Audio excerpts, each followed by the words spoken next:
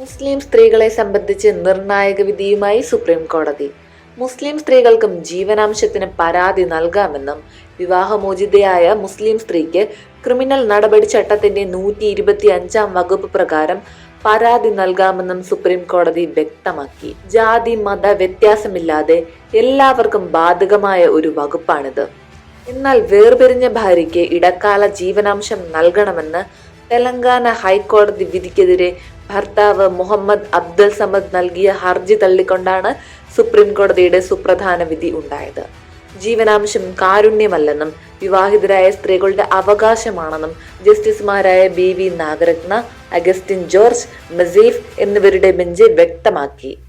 2 ദിവസം മുമ്പ് വീട്ടമ്മമാർക്ക് ഭർത്താവിന്റെ ATM കാർഡ് കൊടുക്കണം എന്ന സുപ്രീം കോടതിയുടെ അഭിപ്രായവും വലിയ ചർച്ചയ്ക്ക് വഴിവെച്ചിരുന്നു.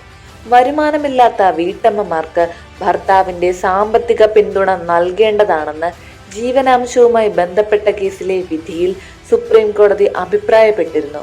ഭർത്താവിന്റെ സാമ്പത്തിക ഉറവിടങ്ങളിൽ സ്ത്രീകൾക്കും പങ്കാളിത്തം വേണം. ജോയിന്റ് ബാങ്ക് അക്കൗണ്ട് വഴിയോ ATM കാർഡ് വഴിയോ അത് ചെയ്യേണ്ടതാണെന്നും കോടതി അഭിപ്രായപ്പെട്ടിരുന്നു.